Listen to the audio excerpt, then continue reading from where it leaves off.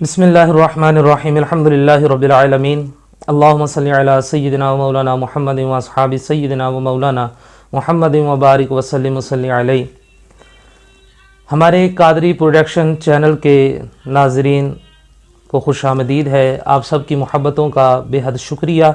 अल्लाह रब्बुल इज़्ज़त आपको इसी तरह कायम व दायम रखे, सलामत रखे और हम सब इसी तरह कुरान मजीद फ़ुरक़ान हमीद के नूर से मुस्तफ़ीज़ होते रहें। पिछली वीडियो के अंदर हमने सूरह इनाम की एक फ़जीलत आपके सामने बयान की थी। आज हम सूरह इनाम की एक और फ़जीलत के साथ आपके सामने हाजिर हैं। दुआ है कि अल्लाह रब्बुल इज़्ज़त हमें कुरान मजीद फ़ुरक़ान हमीद के नूर से मुस्तफ़ीज़ होने की सआदत अता फ़रमाए।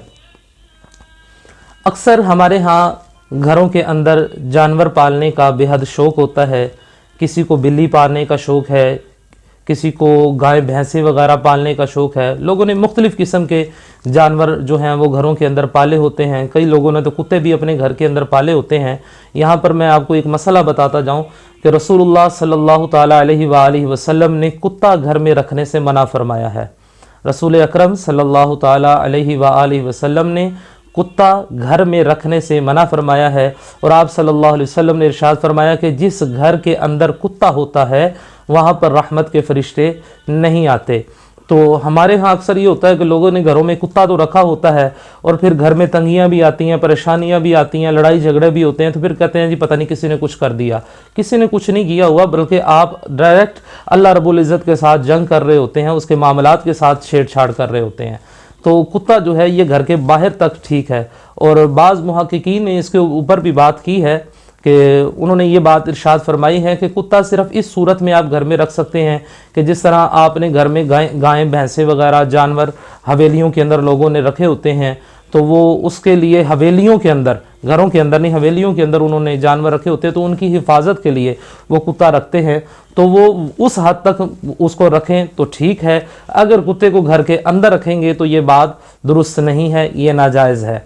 तो हम बात कर रहे थे कि अगर किसी ने कोई जानवर रखा हुआ है, जैसे कि हमारे जो लोग दूध फरोश हैं, इन्होंने घर में गायें भैंसें वगैरह रखी होती हैं, और मुख्तलिफ़ लोगों को बिल्लियाँ पालने का शौक़ होता है, परिंदे पालने का शौक़ होता है।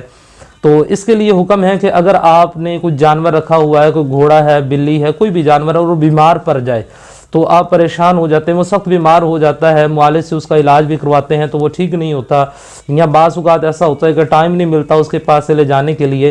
तो आपने क्या करना है, सूरह इनाम सिर्फ एक मरतबा पढ़नी है, ज़्यादा मरतबा नहीं, सिर्फ एक मरतबा आपने सूरह इनाम की तिलावत करनी है और उसको गुड़ के ऊपर दम कर देना है। और आपका जो भी जानवर जो है वो बीमार है, आप उसको वो गुड़ जो है वो थोड़ा सा चटा दें, तो इंशाअल्लाहुल अज़ीज़ इसकी बरकत के साथ वो जानवर जो है वो आपका बिल्कुल तंदुरुस्त हो जाएगा। अल्लाह रब्बुल इज़्ज़त की बारगाह में दुआ है कि अल्लाह रब्बुल इज़्ज़त हमें कुरान मजीद फ़ुरक़ान हमीद के नूर से मुस्तफ़ीज़ होने की तौफ़ीक़ अता फ़रमाए और अल्लाह रब्बुल इज़्ज़त हमें कुरान मजीद फ़ुरक़ान हमीद से हदायत लेने की सआदत अता फ़रमाए। आमीन।